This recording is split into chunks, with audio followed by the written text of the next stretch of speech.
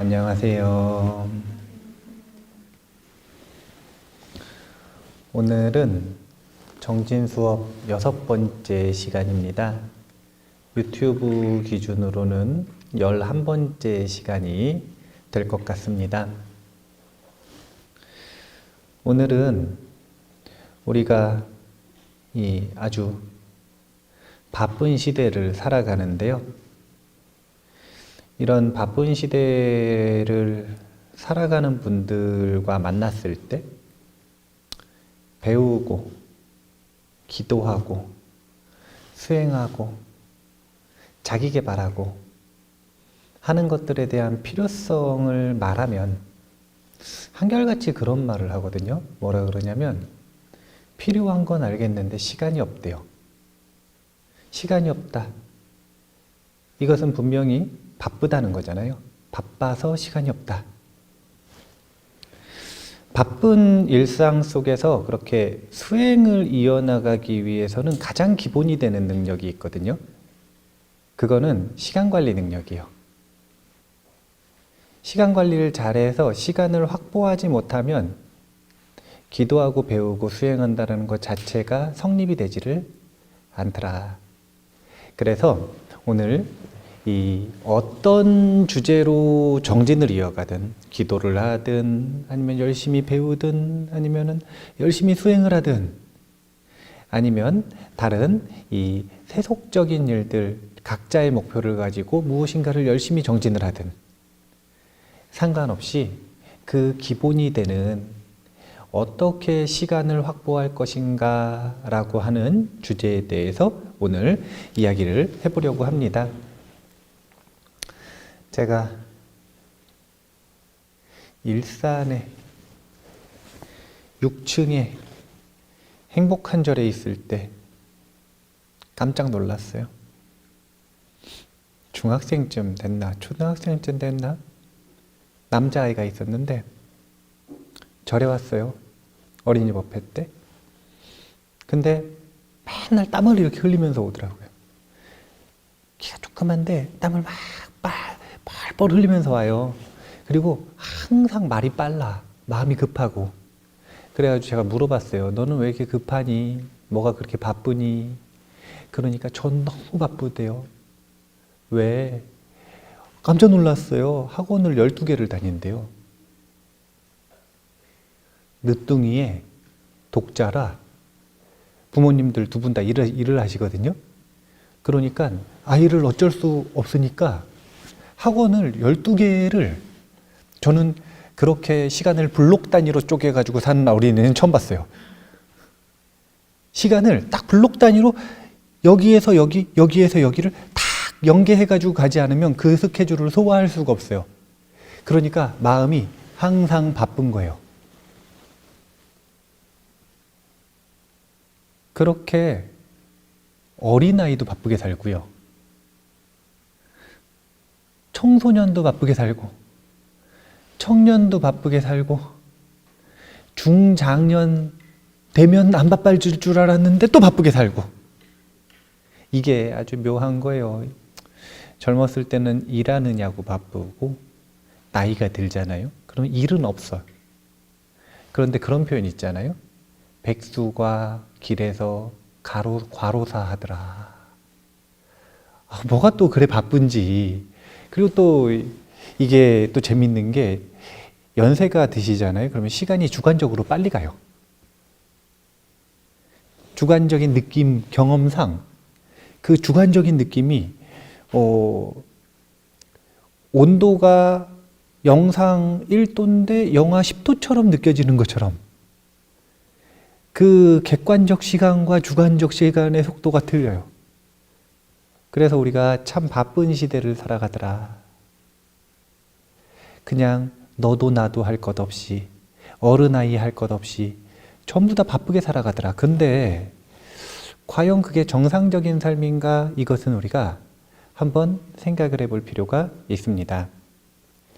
그 아이 12개 학원 다니는 아이에게 그리고 그 또래 다른 아이들에게 내려줬었던 처방전이라고 하는 건 다른 게 없어요. 일단 모든 학원을 그만둬라. 일단 모든 학원을 그만둬라.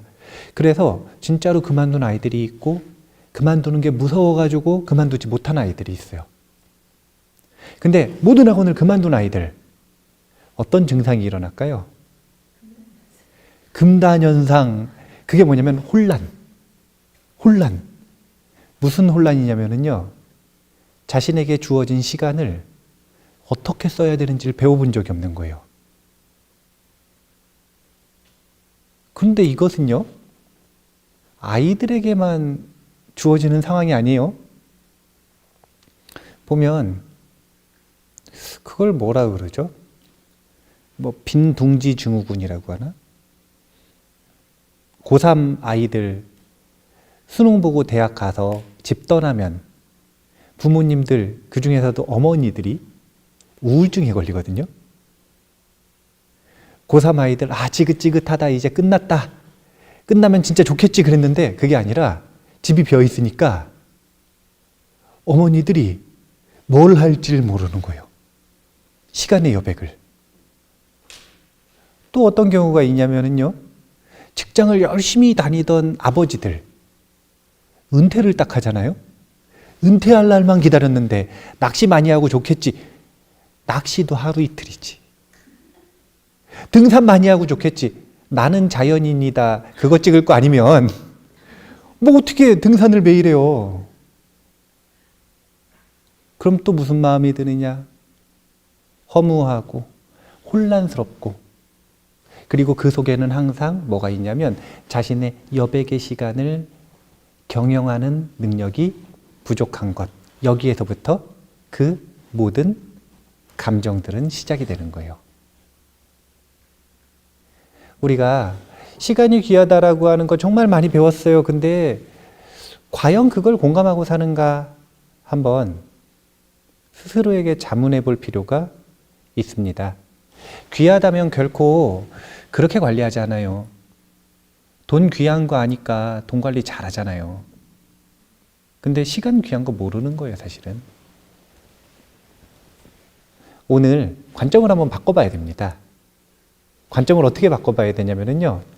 자, 오늘 제가 자기계발이라고 하는 단어가 나오는데 그걸 수신이라고 표현할 거예요. 수신. 나를 닦는다라고 해서 수신. 자, 수신의 시간은 하루에 몇 시간 정도 확보해야 될 것 같으세요? 균형 있게 맞추시려면 한 6시간 정도는 확보하셔야 돼요. 그 시간에 책을 읽으시든 기도를 하시든 수행을 하시든 무엇을 하시든 하루에 6시간은 수신의 시간을 확보해야 한다. 어떤 분들은 숨이 턱 막힐 수 있습니다. 왜냐? 15분도 내기 어렵거든요. 그런데 여기 틀의 함정이 있어요. 틀의 함정. 어떤 틀이 있냐면 시간 관리를 못하는 사람의 틀 속에서는 절대로 시간을 낼 수 없어요. 그 속에서는 정말로 시간이 없는 게 맞고요. 그 속에서는 바쁜 게 맞고요. 그 속에서는 어떤 노력을 해도 그렇게 못하는 게 맞아요. 절대적으로 맞습니다. 근데 그러면 그렇게 사는 거예요. 그 틀 속에서는 절대 시간을 못 내요. 어떻게 해야 어떻게 해야 시간을 낼 수 있냐면 틀이 바뀌어야 시간이 나는 겁니다.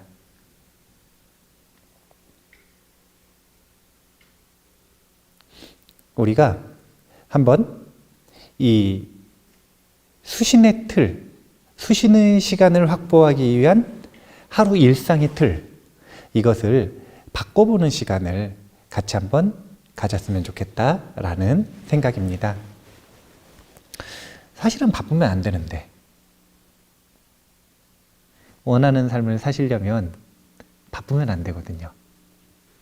왜냐하면 진짜로 원하는 삶을 사는 사람들은요, 대부분 안 바빠요.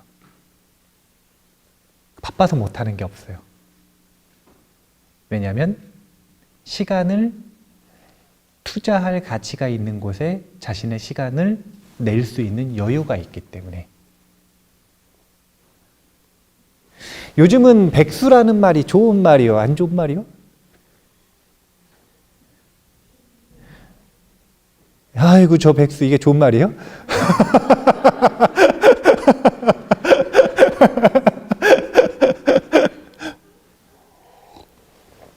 근데 예전에는요, 고대에는 백수는 아무나 하는 게 아니에요. 백수는 누구만 하냐면 양반, 선비, 그리고 철학자, 서양에서도 이 리더층들, 신사들, 이런 사람들만 백수 생활을 할 수가 있는 겁니다. 그 사람들은 철저한 백수였어요. 백수가 아니면 책을 못 읽거든요. 책을 읽을 시간이 없거든. 우리가 자기를 개발해서 이런 삶을 살았으면, 이런 인생을 살았으면 좋겠다라고 생각을 하고 있는 고대의 인물들은 대부분 다 백수였어요.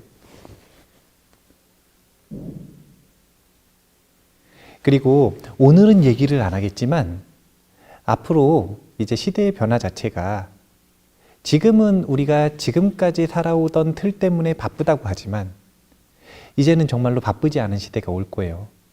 시대의 흐름 자체가 그래요. 이제 정말 백수의 시대가 온단 말이에요. 백수의 시대가. 그냥 가만히 데이터를 생산하고 그 데이터를 제공하는 것만으로 이제 먹고 살 수 있는, 그러니까 자기가 그냥 활동하는 것만으로 기본적인 소득이 보장되는, 정치적인 기본소득제 이런 얘기를 하는 게 아니라 이제 시대 자체가 그런 방향으로 바뀌게 될 거예요. 좋은 일은 아니에요. 그렇게 좋은 일은 아니에요. 하지만 시간이 없어서 허덕였던 사람들, 그리고 시간을 잘 쓸 줄 아는 사람들에겐 굉장히 희소식이죠. 이제는 정말 양반처럼, 귀족처럼 살아갈 수 있는 겁니다. 시간이라고 하는 재화에서는. 자, 우리가 시간의 관리를 이제 하는 방법에 대해서 먼저 두 가지 틀을 먼저 이야기를 해보겠습니다. 시간은, 우리가 시간을 좀 확보를 해야 되는데, 시간을 확보하는 방법은 두 가지 방법이 있어요. 절대적인 시간을 늘리는 방법이 있습니다. 그런데 하루는 몇 시간밖에 안 돼요? 24시간밖에 안 돼요. 왜 24시간밖에 안 되나 모르겠어요. 하루는 24시간이래요. 이거 어떻게 할 거예요? 그리고 한 달이 한 7, 5, 35, 한 75주쯤 되죠. 맞나요? 네? 74주? 1년이 한 75주? 네? 5, 7에 35, 30, 52주. 75주 아니네요. 52주. 자, 그러면은, 곱하기 80년 살면 대충 4,000주밖에 안 되는 거예요. 하루는 24시간밖에 안 되고요. 평생은 평균 수명으로 칠 때 4,000주밖에 안 됩니다.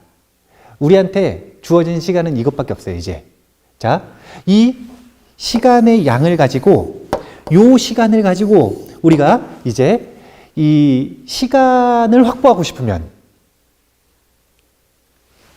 두 가지 방법이 있다는 거예요. 양을 늘리는 방법, 질을 늘리는 방법. 자, 양은 어떻게 늘릴 수 있을까요? 24시간을 플러스 1, 25시간으로 바꾸는 방법이 있을까요? 없을까요? 이런 방법은 있어요? 없어요? 이런 방법이 있었으면 1시간 늘리는데 1조씩 들어도 부사들은 아마 살 거예요, 저거. 하루를 25시간으로 늘릴 수 있는 방법이 만약에 있다. 그러면 1조를 들여도 아마 부자들은 살 거예요. 왜냐면 그 1시간으로 1조 이상 벌 수 있거든요. 그 사람들은. 하루를 24시간 이상으로 늘릴 수 있는 방법은 없다. 그런데 어떻게 도대체 양을 늘리느냐? 양을 늘린다라고 하는 건 방법이 세 가지 방법이 있습니다. 첫 번째는요, 여기 보면 시간의 비율을 조절한다 그랬는데, 시간을 재분배하는 방법이 있어요. 무슨 얘기냐? 해야 할 일과, 아니, 하고 있는 일과,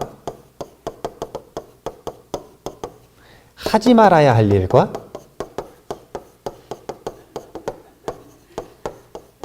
그리고 하고 싶은 일, 이것을 구분해서 하고 있는 일은 효율을 높이고 하지 말아야 할 일은 빼버리고, 이렇게 하면 요 두 개 합쳐가지고 시간이 남죠. 그 남는 시간을 하고 싶은 일에다가 재분배를 하는 거예요. 이렇게 하면 버리는 시간이 줄어들기 때문에 시간의 양이 늘어나게 되더라. 그 다음에 또 똑같이 버리는 시간을 활용하는 방법인데, 어쩔 수 없이 버리는 시간이 생겨요. 버리는 시간. 이 버리는 시간을 일반적으로 뭐라 그러냐면 자투리 시간이라고 표현을 하죠. 그 자투리 시간, 버리는 시간, 이것을 활용하는 방법이 있어요. 이것을 활용하면 마치 버려진, 잊어버린 이자를 되찾는 느낌이라고 할까? 없던 게 생긴 것 같은 그런 주관적 효과가 있습니다. 그래서 역시나 시간이 늘어나는 듯한 느낌이 들어요. 그 다음 세 번째는요, 타인의 시간을 사는 방법이 있어요.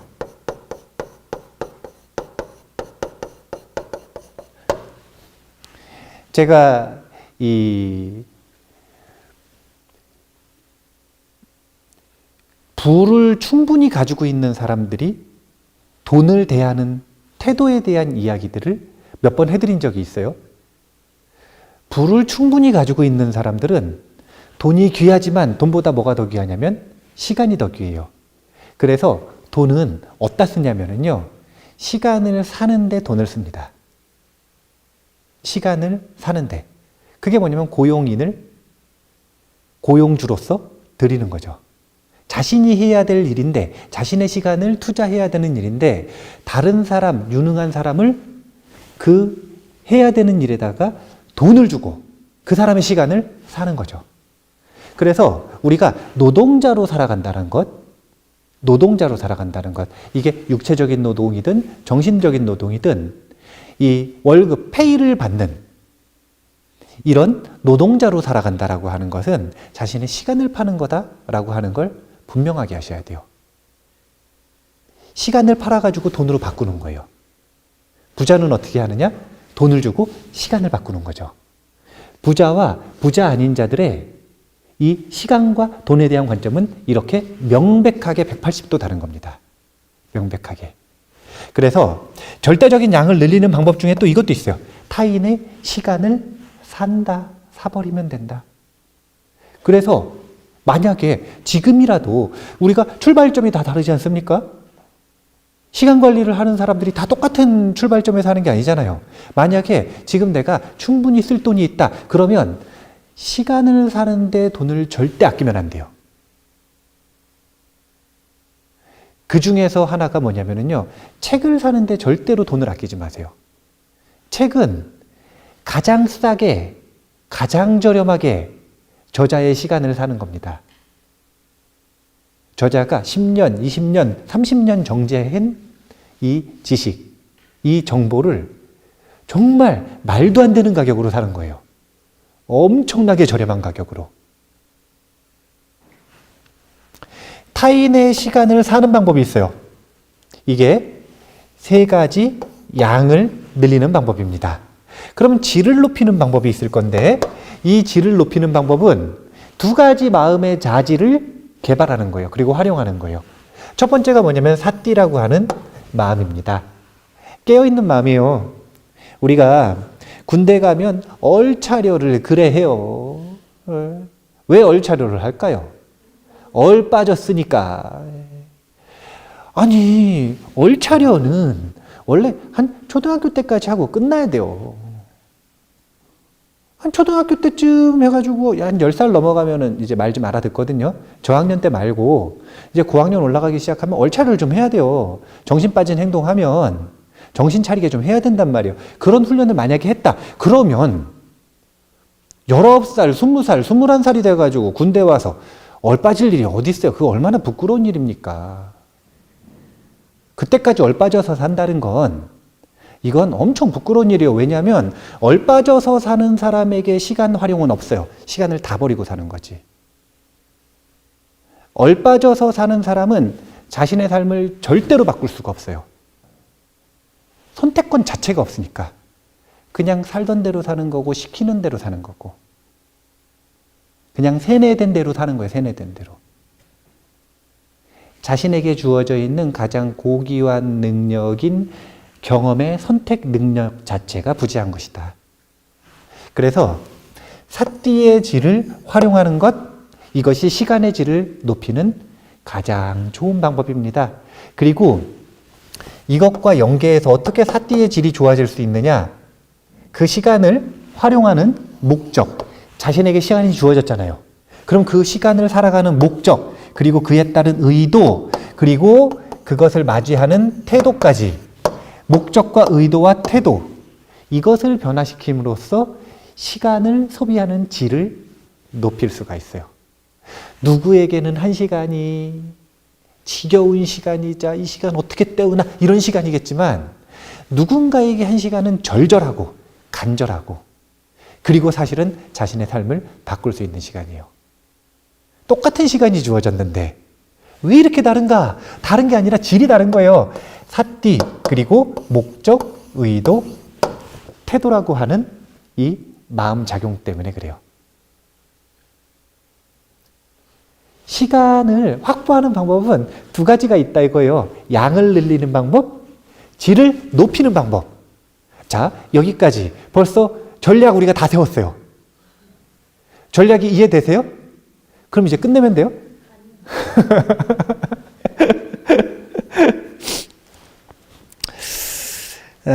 조금 더 볼까요?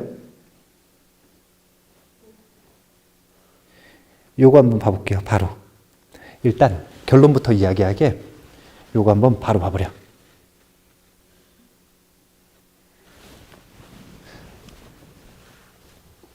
버리기. 자, 우리가 시간 관리를 한다라고 하는 것을 할 때도 훈련을 할 때에 순서가 있어요. 순서. 먼저 뭐부터 훈련을 해야 되는지 이 순서대로 해야 되는 거예요. 첫 번째는요. 일단 목표가 분명해야 돼요. 목표가, 목적이. 시간 관리의 필요성을 전혀 느끼지 못하는, 자, 하루에 24시간 중에 10시간을 자요. 그리고 나머지 아무 다른 뭐 특별히 할 일이 없거든요. 그래서 1시간 책 읽을 시간은 얼마든지 나, 10시간도 나. 네, 그러면 시간의 여유가 많잖아. 시간의 여유가 너무 많아가지고 오히려 게을러져가지고 아무것도 안 하고 싶어요. 시간 관리의 필요성을 전혀 느끼지를 못해요. 그럴 수 있지 않을까요? 네, 그런 분들에게 아무리 시간 관리가 중요하다, 시간 관리가 금이다, 시간이 돈보다 더 중요한 거다, 아무리 얘기를 해도 시간 관리를 할 수 있어요, 없어요? 못하죠. 왜 못하냐면 목표가 분명하지 않기 때문에. 자, 이런 경우에 보통 뭐라 그러냐면 그 학생들도 그렇고 다른 우리 저한테 공부하는 다른 스님도 그렇고 자주 하는 질문 중에 하나가 그거예요. 자기가 뭘 좋아하는지 모르겠대요. 자기는 꿈이 뭔지 모르겠대요. 1년을, 한 생을 나는 어떤 목표를 위해서 살아가야 되는지 모르겠대요. 아, 진짜 좋아하는 게 없대요. 그런데 진짜 좋아하는 게 없을까요? 그걸 분명하게 찾아가는 훈련을 안 해봤을 뿐이에요.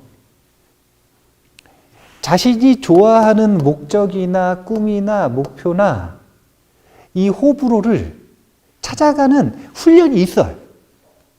그냥 너무 당연하게 어릴 때부터 여러 가지 경험들을 해보고 또는 고난이나 고통 속에 놓이고 어떤 특정한 순간에 놓이고 아니면 진짜 이 막 재밌게 의미 있게 치열하게 살아가는 사람들을 옆에서 보고 그러니까 이거 뭐냐면 경계가 자신이 만난 경계가 자신의 꿈과 목적 그리고 호불호를 자극하는 경계를 만난 아이들은 어릴 때부터 아주 분명합니다. 목표가. 그게 드러나서 꽃을 피는 거예요. 그런데 아직까지 자기가 뭘 좋아하는지를 명확하게 모르겠다. 어떻게 살아야 되는지 정확히 모르겠다. 이거는 그런 경계를 만난 적이 없거나 적거나 아직 꽃을 피우지 못한 거예요. 그래서 뭘 좋아하는지 목표를 분명하게 찾는 과정이 1번으로 필요하더라.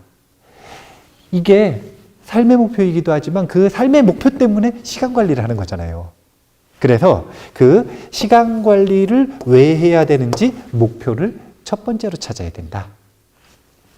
두 번째로는요, 이걸 바탕으로 해서 우선순위가 생기는 거예요. 이게 없으니까 우선순위를 아무리 결정해라. 자, 우선순위를 결정해야 된다. 할 일이 이렇게 많으면 그 중에서 할 일을 적어놓고 자, 이거 1순위, 이거 2순위, 이거 3순위, 이거 4순위 우선순위를 정하라고 아무리 얘기를 해봐야 우선순위를 정하기가 어려워요. 그리고 또 너무 재밌는 게요. 오늘 나눈 우선순위의 기준과 내일 나눈 우선순위의 기준과 일주일 뒤의 기준이 계속 달라져요. 그러니까 자기도 혼란스러워요. 이유는 다른 게 아니에요. 첫 단추부터 없어요. 첫 단추를 안 꼈어. 이걸 기준으로 시간 관리를 하기 위한 우선순위를 정해야 된다. 그리고 나서 뭘 하는 거냐면요. 이걸 해야 돼. 이걸 보통 안 하시더라고요. 시간 가계부를 쓰셔야 돼요. 이게 뭐냐면 현재 시간 관리하기 전에 내가 일상을 어떻게 살아가는지를 쭉 다 써보는 거예요. 낭비하는 시간까지 전부 다 해가지고 내가 24시간을 도대체 어떻게 쓰고 있는지 24시간이라고 하는 돈을 어떻게 지출하고 있는지 이걸 가계부를 써보는 겁니다. 이거 하는 게 굉장히 중요해요. 왜냐하면 자신의 현 상황을 알아야 되기 때문에. 그래서 이걸 알면 그 다음에 목적과 우선순위에 따라 아까 이야기했던 재분배가 이루어지는 거예요. 카테고리를 만들어서 새롭게 시간을 디자인하는 겁니다. 그리고 그 목적에 맞는 자신의 수신의 시간을 더 확보하기 위해서 그때 자투리 시간을 활용하는 거예요. 아무리 자투리 시간을 활용하라고 해봐요. 활용할 데가 없는데. 아니, 자투리 시간이 중요하다는 거 아무리 배워봐야 자투리 시간을 쓰고 싶은 곳이 없어요. 왜? 자투리 시간 아니어도 시간 많거든. 굳이 왜 자투리 시간을 활용해야 돼요? 나 지금 하루에 2시간 있는 거 그거 견디기도 힘든데 2시간 나한테 남는 시간 지겨워 죽겠는데 왜 내가 15분, 5분, 이 10분 이거를 신경 쓰면서 스트레스 받게 해? 그때 왜 그래야 돼요? 자투리 시간을 활용한다? 이것은 앞에 것들이 이루어졌을 때 수신을 6시간. 야, 이게 얼마나 큰 목적입니까? 하루에 1시간 공부하라는 것도 아니고 15분 기도하라는 것도 아니고 몇 시간 수신해야 되냐면 6시간을 해야 돼요. 우리가 목적은 이상적으로 이렇게 가질 수 있는 거 아닙니까? 계획표 이렇게 세웠다고 내일부터 6시간 하겠나? 6분도 못 할 수도 있죠. 하지만 시간을 디자인해 놓고 설계해 놓고 집을 다 짓는데 단박에 짓는 게 아니거든요. 단박에 무슨 마법봉을 팍 휘두르면은 환상처럼 탁 나타나는 게 아니에요. 그렇게 하는 게 아니죠. 우리 집 지어봤잖아요. 기초공사부터 시작을 해서 기초공사 마를 때까지 기다려. 마른 다음에 바로 되는 것도 아니에요. 골격하러 오는데 스케줄이 꼬여요. 오라 그러는데 되게 하나 전화해도 막 안 오고 막 언제 하냐 막 뭐라 그러면은 막 그때 와가지고 이제 막 해요. 그래가지고 공사가 얼마나 오래 걸리는지 알 수가 없어요. 중간중간 얼마나 장애가 많아. 우리가 시간을 디자인해서 시간을 경영한다, 하루 24시간을 새로운 삶을 만든다라고 하는 것도 단박에 되는 게 결코 아니에요. 하지만 설계도는 그려놓고 하는 거예요. 왜 도대체 집을 막 짓느냐 이거예요. 설계도도 없이. 왜 도대체 설계도가 단박에 될 거라고 생각을 하느냐 이거예요. 이것은 집 짓는 과정이랑 똑같은데. 우리는 이상적으로 하루 6시간을 수신을 할 거예요. 그러면 재분배를 해도, 이거 현황을 본 다음에 재분배를 해도 절대적으로 시간이 부족할까요? 안 부족할까요? 부족하게요. 그러면 자투리 시간을 활용하고 싶은 마음이 일어나요. 야, 이거 시간을 확보해야 되는데, 야, 이거를 오늘 다 해야 되는데, 그러면 자투리 시간을 써야죠.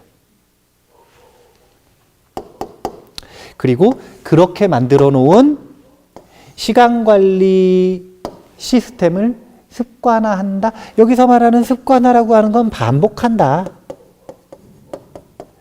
이건 무슨 뜻이냐면 집을 짓고 현실화시킨다. 그런 뜻이죠.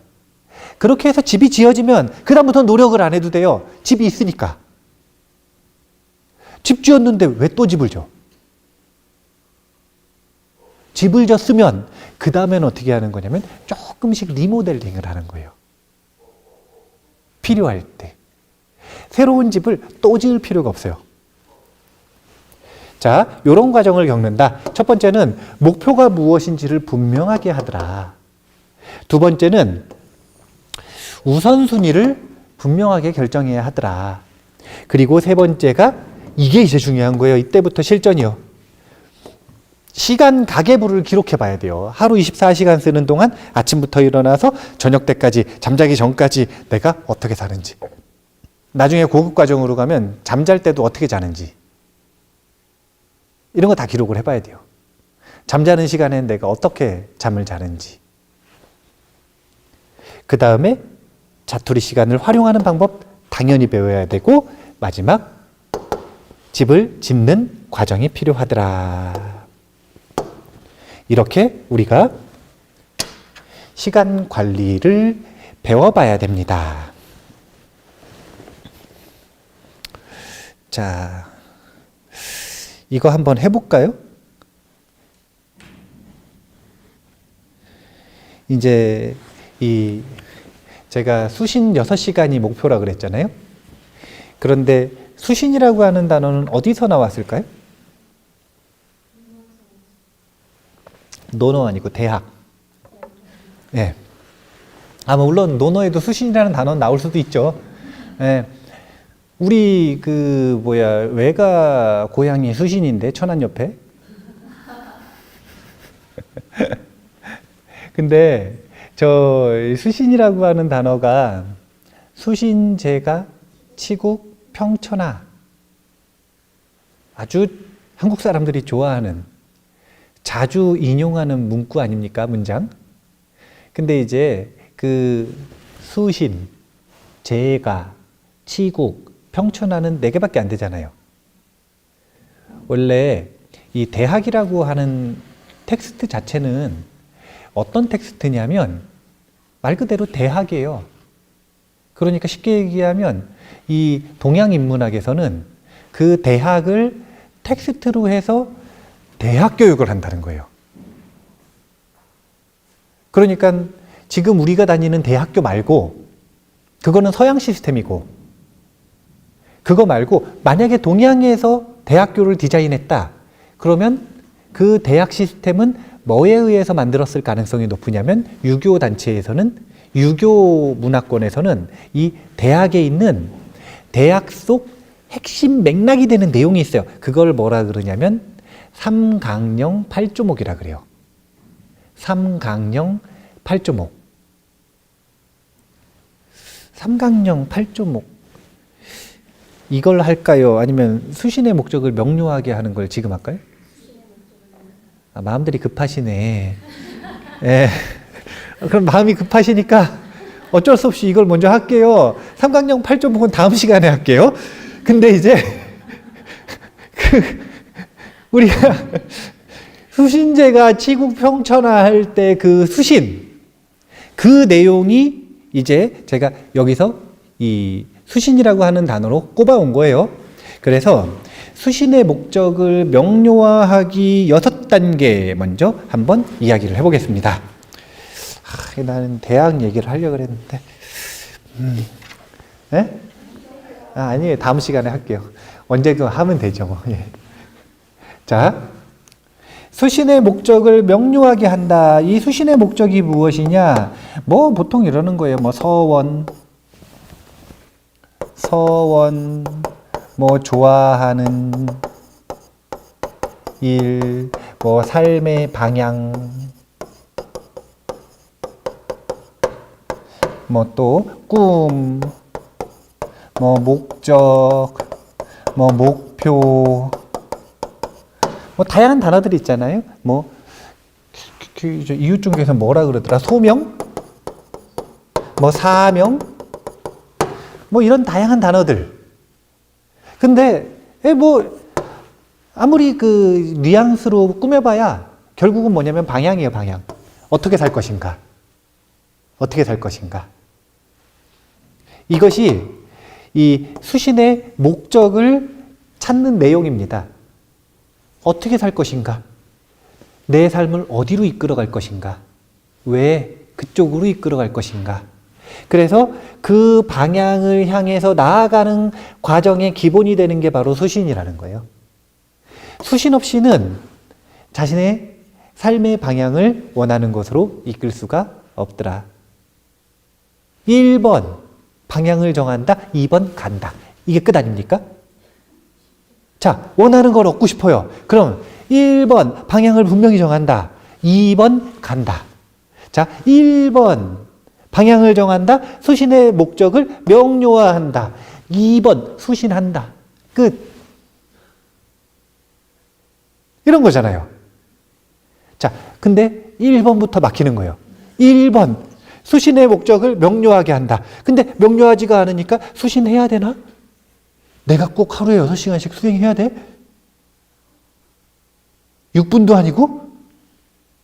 6분이어도 할까 말까인데 6시간을 100시간 중에 6시간도 아니고 24시간 중에 잠자는 시간을 줄여가며 내가 과연 수신을 해야겠느냐? 이걸 납득시키지 못하면 수신 6시간 글렀어요. 물 건너간 거예요. 안 돼요. 안 돼요. 자, 수신의 목적을 명료화하는 방법. 좋아하는 걸 바로 적으라 그러면 적을 수 있어요, 없어요? 어떻게 살고 싶은지 적으라 그러면 바로 적을 수 있을까요, 없을까요? 있는 사람도 있겠죠? 그런데 없는 사람도 있겠죠? 그 없는 사람, 뭘 좋아하는지 명확하게 모르겠는 사람의 기준에서 시작입니다. 첫 번째는요, 좋아하는 게 아니라 피하고 싶은 것을 철저하게 밝혀낸다. 자, 막 병 걸려서 살고 싶으세요? 이런 건 분명하죠? 네, 찢어지게 가난하게 살고 싶나요? 교양 없이 살고 싶나요? 그러니까 이건 지금 명확하죠? 막 너무너무 막 게으르게, 막 누가 봐도 막 더럽고 게으르게 막 그렇게 살고 싶어요? 아니잖아요. 지금 봐보세요. 결코 하고 싶은 게 없는 게 아니라니까요. 근데 그 하고 싶은 걸 긍정의 언어로 자신의 뇌에 입력을 아직 시키지 못했을 뿐이에요. 그래서 반대말을 해보면 우리가 잠깐 뇌과학 상식을 하나를 알려드리면 뇌는 부정어를 입력하지 못한대요. 자, 이런 식이에요. 어떤 식이냐면 고양이를 절대 상상하지 마세요. 이런 명령어를 뇌는 받아들이지 못한대요. 고양이를 절대 상상하지 마세요. 그럼 어떻게 되냐면 고양이를 상상하는 거예요. 우리의 뇌는 긍정어는 입력을 할 수가 있는데 부정어는 입력 자체가 불가능한 거예요. 그래서 왜 아이들 교육이 안 되느냐? 하지 말라고 하잖아요. 자, 싸웠어요. 동생하고. 그러면 동생하고 싸우지 마. 이게 그 뇌에 입력이 안 되는 거예요. 싸우지 마가 아니라 싸우는 게 상상이 되는 거예요, 뇌에. 그렇게 말을 하면. 그래서 그 언어를 긍정어로 바꿀 필요가 있는 거죠. 그게 아니라 사이좋게 지내야 된다. 자, 마찬가지로 우리가 긍정어로 자신의 언어와 할지를 못할 뿐이지 호불호가 없는 게 결코 아니에요. 피하고 싶은 것이 분명하게 있습니다. 그 피하고 싶은 목록을 철저하게 밝혀서 목록으로 한번 만들어 보는 거예요. 내가 진짜 피하고 싶은 상황. 1년 뒤, 2년 뒤, 10년 뒤에 내가 살아가는데 내가 이렇게 변했는데 이런 상황만은 피하고 싶다. 이런 것. 그런 걸 한 3가지, 한 5가지만 한번 적어 보세요. 왜냐면은 이거 지금 한 번만 하고 말 게 아니라 주기적으로 해볼 거니까요. 정기적으로 해보는데 오늘은 한 3가지, 5가지만 적어보는 겁니다. 난 이런 상황은 피하고 싶다. 난 이런 사람은 안 되고 싶다.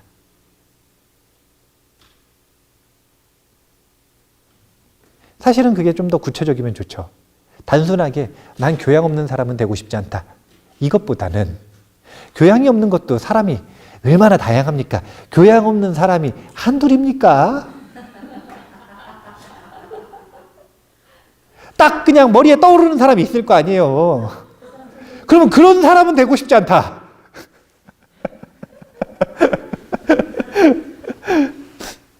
그러니까 진짜 이게 웃지만 슬픈 일이에요. 우픈 일, 우픈 일.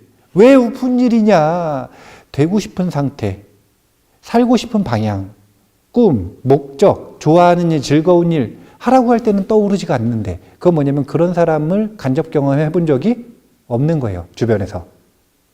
그런데 피하고 싶은 상황, 이런 사람은 되고 싶지 않다. 그러면 생각나는 사람이 있다는 건 삶이 슬펐다는 거예요.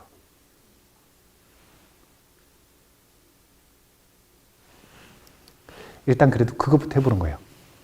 자, 목록으로 만들어야 돼요. 이게 우픈 일이지만, 이게 슬픈 일이지만 재밌게 합시다. 예. 목록으로 만들었으면 그 다음에 어떻게 하는 거냐면, 자, 그래서 어떤 사람이 근거 없이 화를 냈어요.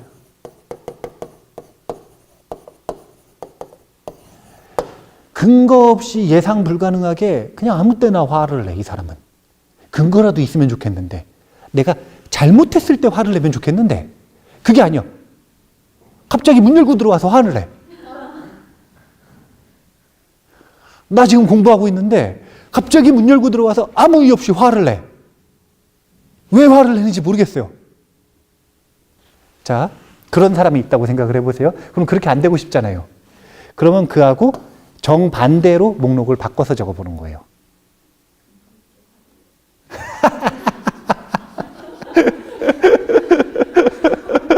그래요. 그럼 근거 있게 화를 내든지 아니면은 한 번 더 바꿔가지고 뭐 근거가 있어도 화는 안 내고 싶다든지. 예.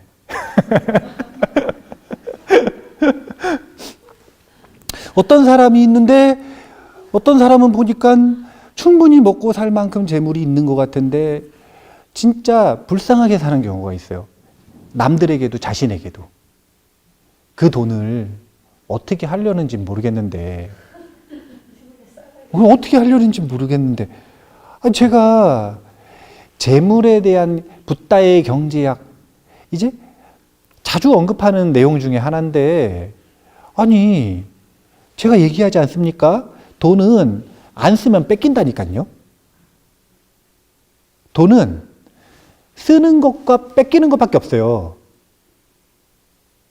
재물의 활용은 쓰는 거 아니면 뺏기는 거예요. 재물은. 그래서 제가 잘 쓰는 방법에서 항상 추천하는 것 중에 하나가 시간을 사는 데 써야 된다라고 표현을 하잖아요. 시간을 사는데. 시간을 사는데 쓰지 않고 내 시간을 써가지고 자기 개발 못하고 돈 아무리 아껴봐야 나중에 어떻게 된다? 뺏긴다. 뺏긴다. 그렇게 애낀 사람이 죽음을 맞이할 때 자녀를 위해서 상속을 시켜주는데 기쁜 마음으로 주는 걸까요? 어쩔 수 없이 주는 걸까요? 왜 어쩔 수 없냐면 못 가지고 가는 거 아니까. 배 아프지만 어쩔 수 없이 주고 가는 거거든요. 만약에 선택의 여지가 있다고 생각해 보세요. 어떤 선택의 여지가 있느냐? 여기 있는 거 태워버려서 다음 생으로 계좌이체 시킬 수 있는 방법이 개발이 됐어요. 그럼 과연 주고 가겠느냐? 아니면 태어나자마자 입에 물고 태어나겠느냐? 자기가 가져갈 수 있음에도 주고 가면 그거는 쓰고 가는 거예요. 근데 그게 아니라 못 가져가서 어쩔 수 없이 놔두고 가는 건 뺏기고 가는 겁니다. 근데 그래, 재물도 많고 여유로우면서 막 너무 불쌍하게 사는 사람이 있어. 그러면 정반대로 적어봐야죠. 그냥 단순하게 나는 저렇게 살고 싶지 않아가 아니라 그것도 조금 더 명료한 언어로 리스트를, 그러니까 요거 5개 만들었으면 요것도 5가지를 만들어 보는 거죠. 그래서 요 정반대의 생각을 하는 이유가 뭐냐면 아까도 얘기했지만 부정어를 입력 못해서 그래요. 우리의 뇌는 부정어로서 입력이 불가능해요. 긍정어로 해야 돼요. 긍정어로. 예를 들어 가지고 자, 화를 잘 내요. 화를 잘 내요. 그러면 화를 내지 말아라. 화를 내지 말아라. 이거는 입력이 잘 안 돼요. 그런데 화를 조절해라. 이것은 입력이 돼요. 둘은 비슷한 효능을 보이거든요. 근데 명령어가 틀렸어. 화를 내지 말아라. 이건 화를 내게 돼 있어요. 뭘 더 입력한 거냐면 화를 내라고. 그런데 화를 조절해라. 이거는 이 입력어를 쓰면 화를 조절하는 방향성으로 요 뇌가 흐르게 되어 있어요. 생각이. 그러니까 우리가 정반대로 적어보면 자신이 뭐가 하고 싶은지가, 어떻게 뇌에 입력을 해야 되는지가 드러나기 시작을 하는 겁니다. 그래서 이게 자주 해봐야 된다는 이야기를 하는 거예요. 정기적으로. 1번 피하고 싶은 것을 철저히 밝혀낸다. 2번 생각 그 적어놓은 것을 정반대로서 한번 적어본다. 3번 시간이 없어서 다음 시간에 하겠습니다.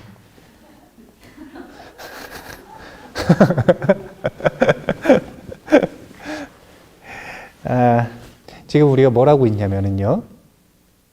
오늘은 뭘 하는 건지가 중요해요. 항상 시간을 투자를 하실 거면 그 시간에 뭘 하고 있나, 이 목적을 정확하게 아셔야 돼요. 아까 초반에는 좀 고상하게 표현을 했는데 마무리 때는 좀 직접적으로 표현을 하자면은요. 제가 시간이 없는 틀, 일상의 틀을 살아가는 사람과 시간을 만들 수 있는 틀, 자기 개발하고 수행할 수 있는 시간을 만들 수 있는 틀을 가지고 살아가는 사람은 틀리다 그랬죠. 예시가 극단적으로 표현하면 양반의 삶, 귀족의 삶은 절대 시간을 못 만들잖아요. 시간을 만들 수 있습니다. 자신의 가치에 부합한다면 얼마든지 시간을 만들 수 있어요. 시간을 사서라도, 다른 사람의 시간을 사서라도 만들 수 있어요. 그런데 정말로 그 틀 속에서 어쩔 수 없이 나는 정말로 시간이 없고 못하고 이건 안 되는 일이고, 만약에 이 틀을 가지고 있다면 그건 양반이나 귀족은 아니라는 거예요.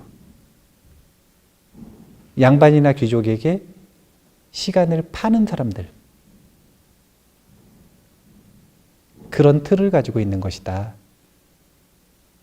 그래서 이 시간의 틀을 다르게 디자인하고 바꿔보는 것, 이게 작은 일인 것 같지만 사실은 시간이라고 하는 계급 속에서 계급을 바꾸는 일이에요. 시간의 계급을 바꾸는 일이다. 굉장히 중요한 일을 하고 있는 것이다. 라고 하는 걸 기억을 하셨으면 좋겠습니다. 다음 시간에 대학. 네. 이 수신의 방법론과 그리고 이 수신의 목적을 명료화하는 것을 포함해서 시간 관리에 대한 내용을 조금 더 시간이 허락되는 만큼 해보도록 하겠습니다. 자, 그러면 일단 10분 쉬었다 다시 할게요. 감사합니다.